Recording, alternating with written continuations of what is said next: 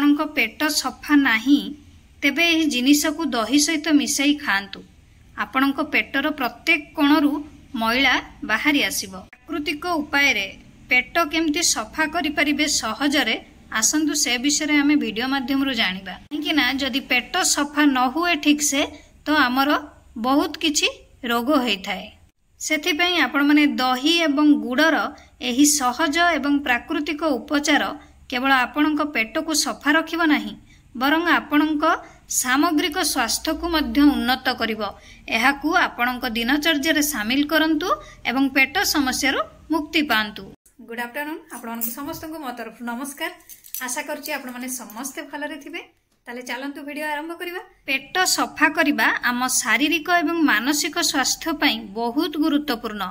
जदि पेट ठीक भाव रे सफा न हुए तेबे एहा केवल कोष्ठकाठिन्य एवं बदहजमी भली समस्या को बढ़ाई थाए नहीं बरं शरीर शक्ति को मध्य प्रभावित करिथाए। किंतु चिंता करिवार किछि नाही। आपणक घरे थिबा एक सरल उपचार आपणक पेटर प्रत्येक कोणरू मैला बाहर करिवारे सहाय्य करि परिबो। अनेक लोक पचारि थांदी जे पेट किपरि सफा करिवे। आज आसंतु ताले हम गोटे सहज उपाय वीडियो माध्यम रो जानिबा।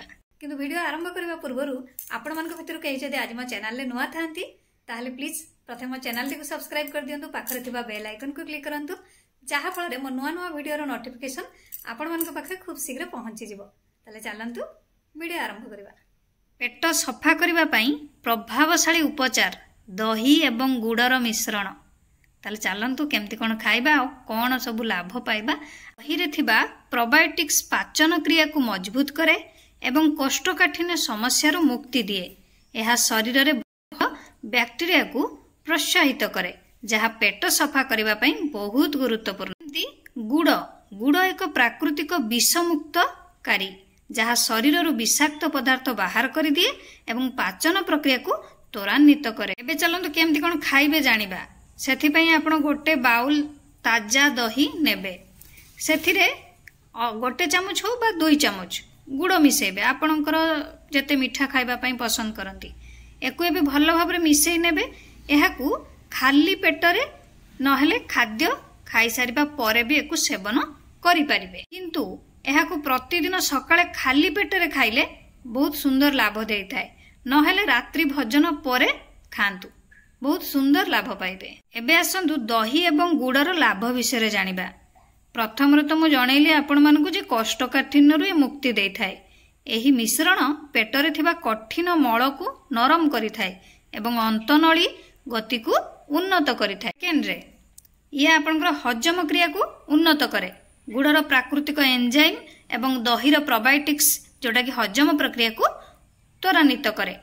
गुड़ शरीर रू विषाक्त पदार्थ बाहर कर दिए जहाँ पेट एवं यकृत उभय को सफा रखे एवं गुड़ तुरंत शक्ति दिए एवं दही शरीर को ठंडा करिथाए। एही मिश्रण शरीर को सक्रिय एवं सतेज रखे। ता सहित आपण माने किछि टिप्स अनुसरण करिवे जेमति कि प्रचुर पानी पीबे। पेट सफा करिबा पई पानी पीबा को वृद्धि करंतु। फाइबर युक्त खाद्य ग्रहण करंतु। फल एवं पनीपरिबा रे थिबा फाइबर हजम प्रक्रिया को उन्नत करिथाय। नियमित व्यायाम करंतु। शारीरिक कार्यकलाप हजम प्रक्रिया को त्वरान्वित करे। सेमति लेंबू फल खांतु जोटा कि लेंबू एवं कमला परी फल विष मुक्ति रे सहायक होइथाय। आशा करूची आपण मानको वीडियोटी भल लागिथिबो। जदि भल लागिथाय ताले निहाती लाइक कमेंट शेयर सब्सक्राइब कर देबे। मते ताले विदाई दियंतु। पुणी देखा हबो नेक्स्ट वीडियो रे। नमस्कार।